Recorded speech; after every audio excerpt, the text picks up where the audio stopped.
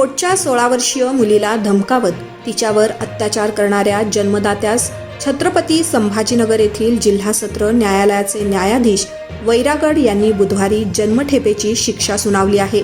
या खटल्याची माहिती अशी की आरोपी याच तालुक्यातील कागजीपुरा येथील वीटभट्टीवर काम करत होता। दारूच्या नशेत असताना 8 जून 2022 रोजी रात्री आरोपीने आपल्या पोटच्या मुलीस काही सामान आणायचे म्हणून वीटभट्टीवर सोबत नेले। वाटेतच त्याने जीवे मारण्याची धमकी देऊन मुलीवर 2 वेळा अत्याचार केला।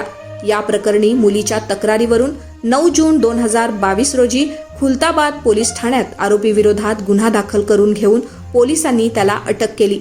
या घटनेचा तपास कन्नड उपविभागातील पिंक पथकाचे पोलीस उपनिरीक्षक मधुकर मोरे, रमेश छत्रे, मनोहर पुंगळे, अमोल गायकवाड, आशा पाटील यांच्याकडे वर्ग करण्यात आला होता। यानंतर त्या प्रकरणी दोषारोपपत्र जिल्हा सत्र न्यायालयात पोलिसांनी दाखल केले। सुनावणी दरम्यान अनेक साक्षीदारांचे जबाब नोंदविण्यात आले। या जबाबाच्या माध्यमातून विविध कलम अंतर्गत आरोपीला दोषी ठरल्यानंतर जिल्हा सत्र न्यायालयानं त्यास आज रोजी जन्मठेपेची शिक्षा सुनावली आहे। हा मावसाळा गावात त्याच्या परिवारासकट राहत होता। ही जी पीडिता होती ही त्याची मोठी मुलगी होती 16 वर्षाची।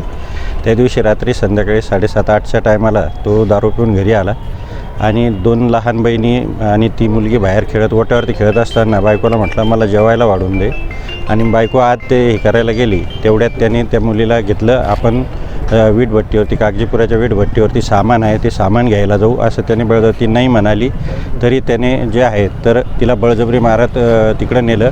नंतर त्या वीटभट्टीवरती गेला, सामान घ्यायच्याऐवजी पहिले काढलं, नंतर म्हणे जाऊ दे आता नंतर आडवाटीने तलावाजवळ नेऊन तिला सगळे कपडे काढायला लावले। ती नाही म्हणत असताना मारहाण करून तिच्याशी बळजबरी रात्री संभोग केला आणि सकाळी 3 वाजेच्या सुमाराला कागजीपुऱ्यात त्या मुलीची मामी राहत होती तिच्या घरी नेऊन सोडून दिलं आणि तो पळून गेला। अशा याच्यावरून दुसऱ्या दिवशी सकाळी तेव्हा मुलीचा रात्रीपासून शोध चालू झाला, तेव्हा सकाळी त्या मामीने आणि त्यांनी त्या मुलीला घरी आणून सोडलं आणि त्यावेळेला तिला विश्वासात घेऊन विचारल्यानंतर तिने जे आहे तर घटनेबद्दल सांगितलं। त्यानंतर ते दौलताबाद पोलीस स्टेशनला आले, त्यांनी तक्रार दिली आणि त्याच्यावरून गुन्हा दाखल होऊन हे झाला। सरकार पक्षातर्फे या केसमध्ये एकूण 10 साक्षीदार तपासण्यात आले।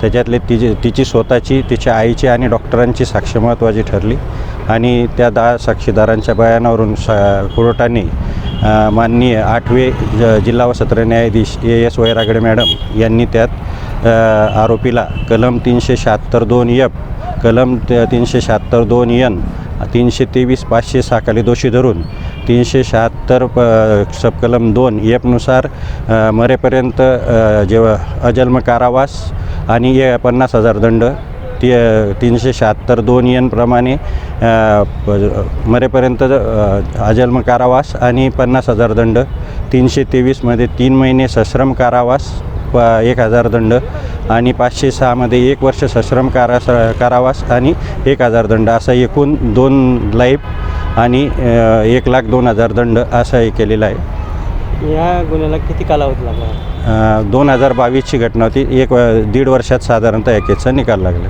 आपलं नाव? मी अरविंद परशुराम बागुल, मी या केसमध्ये सरकारी वकील आहे।